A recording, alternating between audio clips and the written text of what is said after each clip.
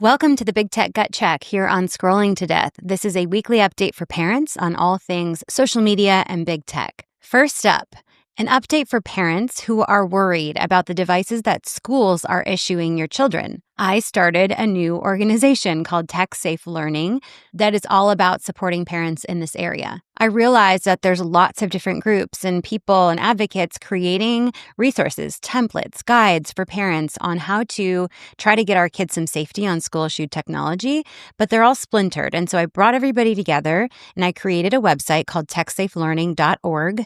And under resources, you can find all of the best materials to help you all in one spot. Examples are like 7 questions to ask your school about school device safety, or an email template to ask if your child can receive less screen time at school, or a template for a school board speech to ask about opting your child out of school-issued devices entirely. There's research, there's stories, and so much more for parents. So go to techsafelearning.org to check that out. Next up, it was big news this week that 4 parents in the UK who all lost their young teens or preteens to the choking challenge, they're all suing TikTok. I was able to speak with all 4 of the families, and you can listen to those conversations on the Scrolling to Death podcast to hear their stories about what happened, the commonalities about how all of these children were active on TikTok, some even the day that they died. The question is, did TikTok recommend a choking challenge video or multiple to these children and introduce that challenge to them, which led to their death? TikTok, in all of these cases, has been unwilling to provide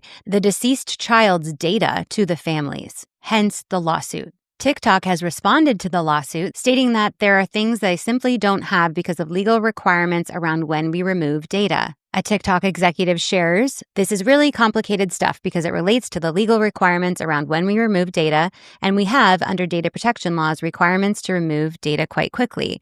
That impacts on what we can do. We want to do everything we can to give answers to these kinds of issues, but there are some things we simply don't have." Then why was YouTube and Google able to provide the data for these children? Why are there transparency reports which shows what types of content was removed from platforms like TikTok? When TikTok and other tech platforms remove a video, they surely keep a record of what type of video that was and why they removed it. These parents want answers, and hopefully that will be revealed in this lawsuit. I will keep you updated.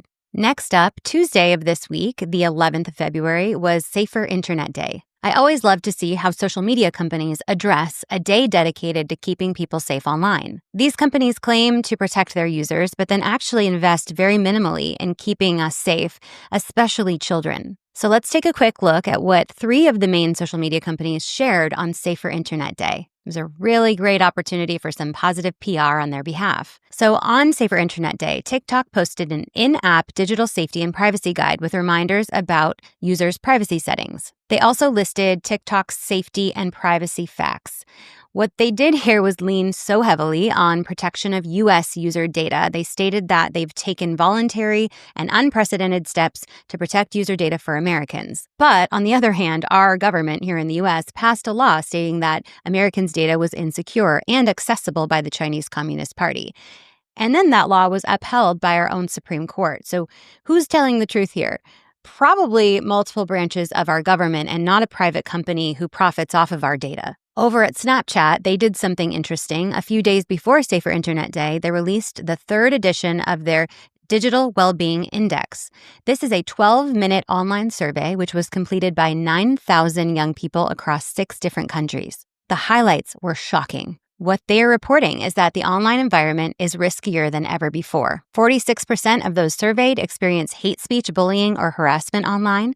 30% experience non-consensual intimate imagery and unwanted sexual attention. 21% see extremist content, illegal drugs, or weapons sales. And 17% have thoughts of self-harm and suicide. That number is actually 19% in the US. And more than 50% actually follow through and harm themselves. The report found that Gen Zers were a big target for sextortion.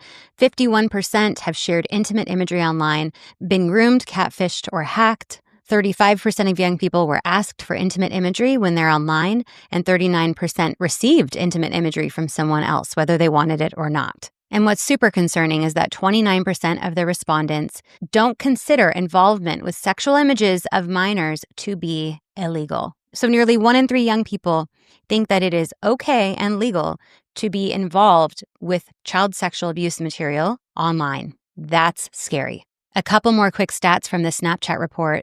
In 2024, parents' trust in their teens to act responsibly online ticked higher, with about half agreeing with the statement, quote, "I trust my child to act responsibly and don't feel the need to actively monitor them." Parents need to actively monitor their children. That's crazy. And 1 in 3 parents said they were unsure about the most effective ways to monitor their teens' online activities.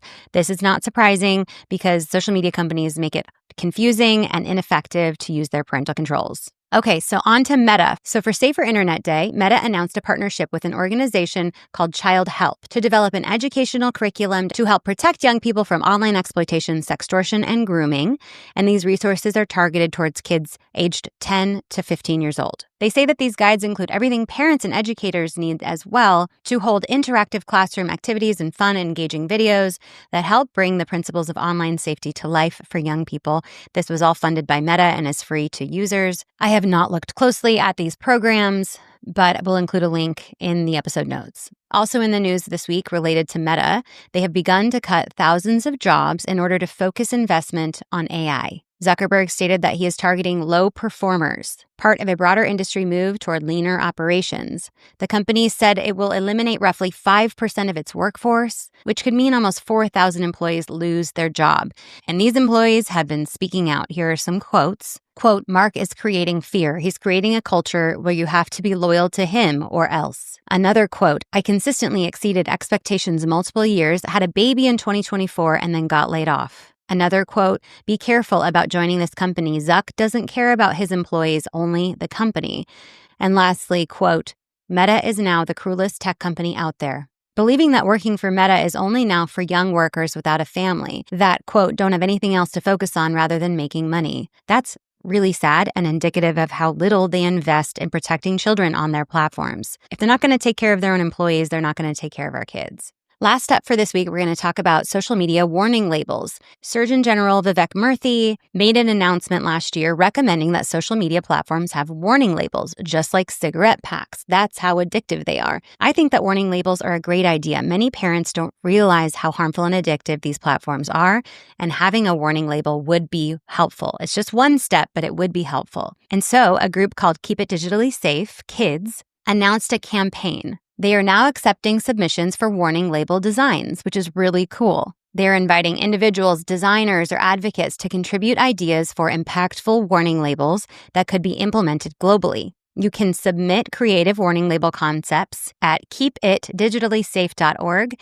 How cool would it be if we had a youth advocate or any youth designing the warning label that would sit on social media platforms? Forward this opportunity out to young people who are creative and could come up with something really effective. That is going to be it this week on the Big Tech Gut Check here at Scrolling to Death. Thank you so much for being here, and I will catch you next week.